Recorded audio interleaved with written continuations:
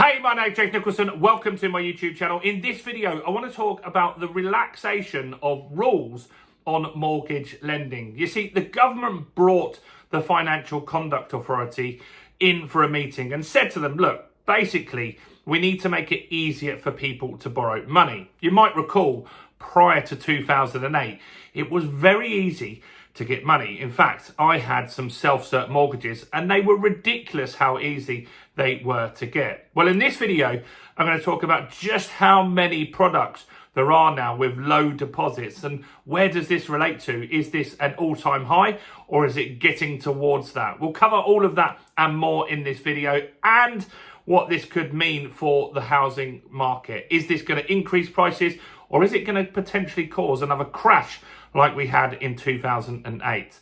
Now, before we jump into this, if you're new around here and you haven't done already, do subscribe to the channel over there and hit that bell notification. We've just hit 52,000 subscribers, and by subscribing, you'll get all the latest property news, house price news, interest rate news, property investing tips, and much, much more. And let's get some views on this video. Your part in that is very simple. All you need to do is smash like, tickle like, do something to that like button.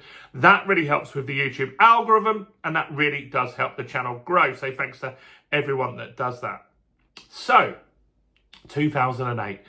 What a time that was. Well, I started investing myself in property in 1999. And that was, for me, firstly, out of necessity. So I had a bit of a difficult upbringing. I moved out at 16. I lived on the side of someone's property in a little annex back then.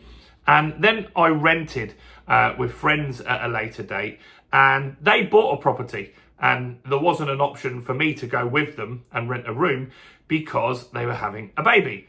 So I needed to look at renting again on my own. Didn't really want to go back to renting a room.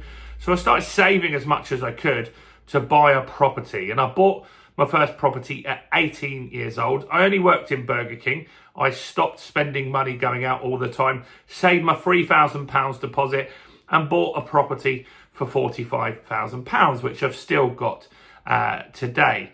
And after that, I worked in recruitment and I started to be around people that were investing, and I tried all sorts of different things. A lot of people there were investing in stocks and shares. I listened to them. I bought some stocks in something called Telewest. I think ultimately that went bust. It's Virgin Media, I think, bought all the leftover bits of it, and that's what Virgin Media ultimately became. I bought stocks and shares in Wetherspoons, which never did anything. In fact, I got a dividend check every now and again for like 15, 16 pence, which is a bit embarrassing. But other people there were investing in property, and they were talking about Hastings being an up-and-coming place. And what seemed to happen in Hastings was that any estate agent that you went to, they knew that you were from out of town, and they all had the same line. They all said Brighton University is expanding and going to have a campus in Hastings, and there's a mainline train track being built all the way to London, which we're still waiting for some 20 years later. But that was the line. And so I invested by releasing some equity in my first property and bought a flat in Hastings. Then had two going up in value, got some more equity out. And at that time, I'd started a business, and the mortgages that you could get then were called self-cert, and that was self-certification. And basically, you told your mortgage broker how much you earned, and no one really checked up on it. It was crazy back then. You could just say, yeah, I earn 100 grand, and they'd lend you based on that. Now, also back then, they had mortgages where you could get 100% of the value of the property. So, for example, you bought a 100 grand house, then they'll give you another 10% on top as a loan. So they'd give you 110% of the value of the mortgage, thinking that house prices would go up forever. And ultimately, when the market dropped, people got themselves in negative equity, gave the keys back to the bank, and there was a crisis for a number of years. House prices dropped, and then they took a while to recover after that. So, sounds like something we don't want to go back to, but because the government is pressurising the Financial Conduct Authority to get lending easier, because it got overly strict. Like, if you get a mortgage now, it's ridiculous how strict it is. And so then Now they're saying, look, we need to relax this a little bit. And so what we're saying now is that they have got They've never had as many 5% deposit deals or 10% deposit deals. The last time we had this many was 2008. So if you've got a 5% deposit, you now have 476 lenders or deals, probably not lenders, deals that you can borrow from, which is so high. That's a lot of options. What about 10% deposits? Well, on 10% deposits, there's even more. There are 917 deals in the market. So that's the highest since March of 2008, which is crazy if you think about it. But what it does show is that lenders are not concerned, thinking we're going to have an absolute house price collapse. If they did, they wouldn't be lending at these kind of rates. And these lending deals, you still will be stress tested. It's still very different from 2008. So you will still get stress tested, but the stress test is a little easier, and it's not as easy as it was in 2008. So this is positive.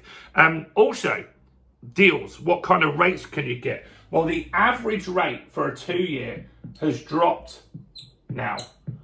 And that average rate is now 4.86%. And the average for a 5-year has also dropped to 4.91%. These are the lowest since 2022. So it's getting easier for people to buy property. The affordability is improving slowly. So wages are going up. House prices aren't tearing away at the moment. In fact, in the southeast, they're down. If you take into inflation, they're actually down, especially in London and the southeast. House prices haven't really done much. In the north, the northeast, house prices are up slightly. A smidge, not a lot. They're up a tiny little bit in those areas above inflation. So you've got places like the northwest, 4.5% up. Scotland, 4% up.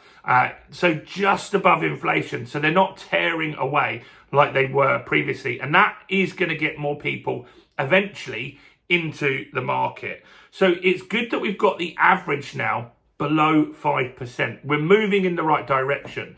We've got 2 big meetings. We've got the Federal Reserve going this week. The chances are that they're going to cut interest rates in America because the economy isn't looking great. A lot of people have beliefs that Trump was going to do all this great stuff. Unemployment is rising at the fastest rate for 4 years since he was last in power. And you've got all these tariffs and stuff like that that are causing problems for a lot of people. In fact, small businesses are closing at the fastest rate in America since 2008. It's only the big businesses that are thriving at the moment. And that's why the stock market's doing well. Amazon, Google, Facebook, these companies are doing very well with the AI boom. But the lower end of the market and the small businesses are really suffering. So that's something that we could start seeing in the UK, or it could cause a global meltdown of some sort that could mean rates crash down quite quickly. What do you think about this? Are you remortgaging anytime soon? Well, I'd like to know if you are. Do let me know in the comments below. Do also make sure you check out all the other content. We've got nearly 2,000 videos now. Maybe start with this one right here.